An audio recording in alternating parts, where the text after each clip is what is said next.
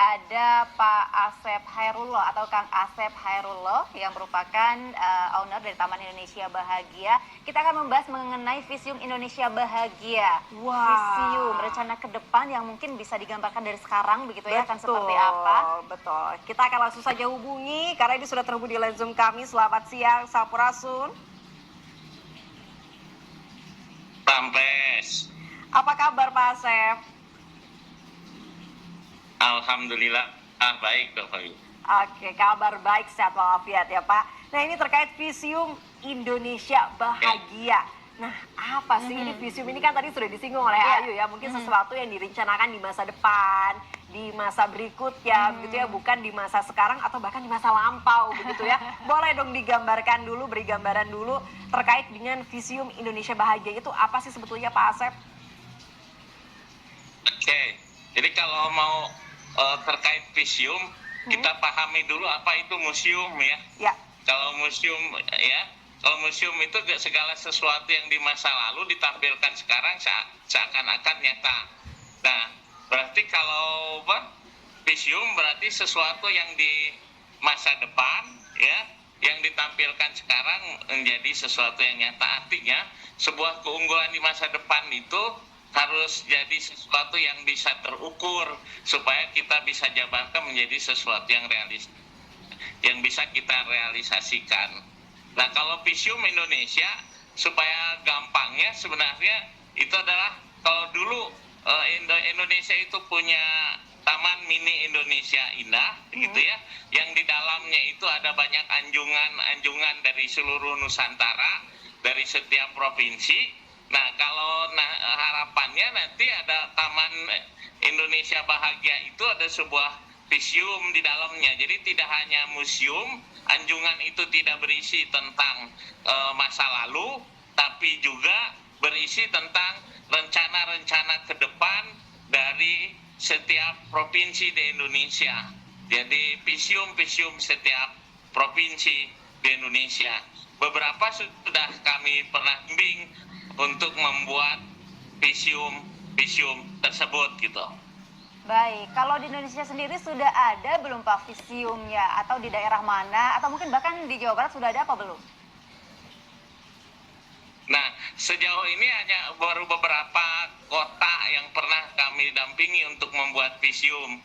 Contohnya di Palembang, Serang, sama di Sulawesi Tengah. Tapi apa itu jadi terrealisasi menjadi sebuah visiumnya? Tentunya belum, tapi pernyataan visiumnya sudah. Contoh di Palembang itu ada 3, salah satunya akan menjadi kota pariwisata sungai kelas dunia ya.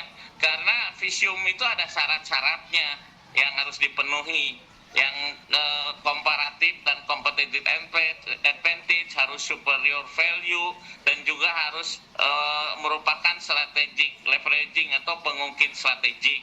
Nah, yang di Palembang ini contoh tadi menjadi pusat pariwisata sungai kelas dunia karena mereka punya sungai Musi. Nah, dari sungai Musinya itu ingin menjadi tempat bening kembali gitu kan, jadi tempat wisata kelas dunia, dan harapannya anak-anak sungainya pun bersih gitu ya, sehingga ke sungai Musinya bersih, maka banyak dilakukan aksi-aksi untuk memastikan sungainya bersih. Nah, untuk di tempat-tempat yang lain pernyataan baru kita kalau di kami di sini di Garut ada Taman Indonesia Bahagia hanya sebagai penanda aja, doa sugesti supaya Indonesia itu bisa bahagia, dan berusaha untuk menginspirasi, mendorong para pemimpin di Indonesia agar menjadikan indeks kebahagiaan itu menjadi tujuan. Jadi tujuan nasional itu bisa diukur, salah satunya adalah dengan indeks kebahagiaan. Di mana indeks kebahagiaan itu Indonesia saat ini ada di kisaran urutan ke-85 di dunia. Harapannya ke depannya dengan adanya Taman Indonesia Bahagia yang sebenarnya bukan sebagai doa hanya tempat sederhana nih di sini. Kalau kedepannya menjadi sesuatu yang real, di mana setiap provinsi itu punya visiumnya, rencana kedepannya akan seperti apa, dan itu sebenarnya akan sekaligus menjadi, karena sesuatu yang dibuat nyata jadi menarik, itu menjadi objek wisata yang menarik dari berbagai Nusantara. Nah, seperti itu harapannya. Baik, Pak Asep, ini menarik sekali ya. Tadi ada Taman Indonesia Bahagia begitu ya, dimana kita memang harus selalu memupuk diri untuk selalu bahagia dong begitu. Tapi ini luar biasa, bisa juga membangun kebahagiaan dalam diri, membangun karakter juga begitu ya. Nah, lalu seberapa besar nih Pak peran dari Taman Bahagia ini untuk bisa membangun karakter-karakter yang tadi disebutkan nih Pak, apalagi memupuk kebahagiaan dari diri kita sendiri, karena tentu yang menentukan bahagia atau tidak adalah kita sendiri juga, meskipun mungkin lingkungannya sudah bisa mensupport untuk bahagia, tapi kalau dirinya tidak membuka untuk bisa berbahagia dan lain sebagainya, pasti akan sulit begitu Pak Asep. Bagaimana ini Pak? Ya betul. Bagaimana kita bisa membahagiakan orang lain kalau kita sendiri tidak bahagia, betul, gitu ya. Dan kebahagiaan itu bukan dari luar, tapi betul tadi kebahagiaan itu dari dalam gitu ya. Nah, maka kita lagi sering mendorong gaya hidup bahagia gitu ya. Selain di sini di Taman Indonesia Bahagia bisa belajar tentang gaya hidup bahagia, juga kita punya banyak teknik-teknik untuk bagaimana memastikan kita bisa membangun kebahagiaan dari dalam diri kita ya. Dan ada kuncinya, betul, kita perlu membangun yang namanya karakter. Kuncinya ada di sana ya. Ada dua, ada karakter moral dan ada karakter ini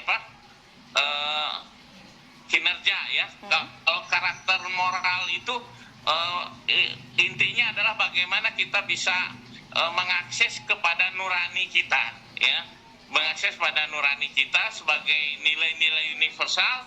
Nah, kalau nilai universal itu di bangsa kita terjemahkan ke dalam Pancasila, itulah nilai-nilai kebaikan yang berlaku untuk secara keseluruhan. Dan juga ada yang namanya karakter unggul atau karakter kinerja ya, karakter kinerja unggul. Kalau ini adalah bagaimana nilai-nilai yang dibuktikan dengan sesuatu yang membuat kita punya daya saing, lebih unggul dari yang lain. Nah, kedua ini harus nyambung. Kalau orang yang bahagia itu adalah orang yang dimana karakter unggulnya itu terintegrasi, nyambung, selaras dengan karakter mulia. Karena bisa jadi kita mempunyai keunggulan, kehebatan, kedahsyatan dan sebagainya, tapi ternyata tidak selaras dengan nilai-nilai mulia. Kalau di dunia itu secara universal dikenal istilah Nobel karakter, 5 karakter mulia itu. Nah, di Indonesia kita punya Pancasila, dan di setiap organisasi ataupun perusahaan dan sebagainya memungkinkan juga untuk mempunyai yang namanya nilai-nilai mulia itu yang sering disebut sebagai core values, yang menjadi dasar budaya organisasi di perusahaan tersebut, organisasi tersebut, yang dibuat tentunya supaya bisa menjamin orang-orang yang ada di dalam organisasi itu bisa mewujudkan tujuannya. Jadi nilai-nilai core values-nya diarahkan ke tujuan dari organisasi. Nah, di Indonesia tentunya sudah ada. Kita punya tujuan nasional, kita punya nilai-nilai Pancasila yang luar biasa gitu ya. Tapi permasalahannya kita perlu melakukan yang namanya evolusi budaya, yaitu mencoba kembali untuk mengenrichment lagi budaya kita. Karena budaya bisa saja dia mengalami penurunan, dilupakan dan sebagainya, tidak diimplementasikan. Nah, bagaimana supaya itu bisa diimplementasikan kembali? Dibutuhkan pendekatan-pendekatan secara khusus, karena kalau bicara itu bukan bicara sekedar logika, tapi ada tataran logika, bukan konsius ya, sadar, tapi ada di tataran bawah sadar, dan ada perlu pendekatan-pendekatan khusus. Nah, di Taman Indonesia Bahagia, Bapak Ibu semua bisa mempelajari bagaimana membangun karakter mulia dan karakter unggul tersebut dengan pendekatan dari dalam ke luar, bukan dari luar ke dalam gitu. Baik, Pak Asep, kemudian kita kembali lagi ke Visium Indonesia Bahagia begitu ya. Kalau misalnya tadi di Palembang sudah akan ditetapkan, Ya. begitu akan dibangun. Nah, bagaimana dengan Jawa Barat sendiri? Apa yang kemudian pas untuk Jawa Barat yang dapat menggambarkan Jawa Barat di masa yang akan datang? Saya sih melihat, dan kebetulan juga saya memang lulusan sekolah tinggi teknologi tekstil ya. Dan tekstil itu di Jawa Barat itu paling banyak se-Indonesia. Nah, kalau bicara visum tentunya tekstil bisa dijadikan visumnya Jawa Barat salah satunya ya, selain yang lainnya gitu ya. Dan bagaimana visum tentang tekstil ini sendiri diselarakan, sandang, pangan, dan papan itu kalau disatukan ya, itu menjadi objek wisata atau industri kawasan yang menarik. Saya berpikir bahwa ke depan mungkin di Jawa Barat di sini bisa dibangun visium berupa pusat produk tekstil yang bisa melayani serba luas dan yang mendunia, serta bisa membuka lapangan kerja bagi masyarakat. Nah, ketika mesin-mesin tekstil didukung dengan teknologi yang semakin canggih, maka semakin sedikit orang yang dipakai ya. Nah, kalau ini kita berusaha untuk menggunakan industri yang padat karya, semakin banyak orang, karena kita ingat kita akan menghadapi bonus demografi di mana semakin banyak usia produktif. Kalau lapangan kerja tidak tersedia, yang terjadi itu nanti bencana sebenarnya, bukan bonus demografi. Maka harus dibuat industri-industri yang memang basisnya adalah manual tentunya. Nah, kelemahan dari mesin itu biasanya ukuran kain atau tekstilnya itu terbatas. Biasanya maksimal berapa meter, misalnya 3 meter. Nah, sedangkan kita bisa mempositioningkan diri dengan membangun industri yang melibatkan banyak orang dengan manual, bisa membuat semacam kain tekstil dengan ukuran-ukuran yang spektakuler, ukuran-ukuran besar. Seperti saya kan suka melukis ukuran besar gitu ya. Nah, maksimal itu 3 meter itu. Tidak bisa lebih besar lagi tingginya, karena memang kain yang diciptakan oleh mesinnya sebatas itu. Nah, ketika lukisan itu ada di studio dan di galeri GLAD, Galeri Lukis Arsip Dunia, ya di Taman Indonesia Bahagia. Karena beberapa visium beberapa daerah ada di Taman Indonesia Bahagia ya. Visium Palembang, visium Serang, Sulteng itu ada di Taman Indonesia Bahagia, sudah dilukiskan oleh saya gitu ya.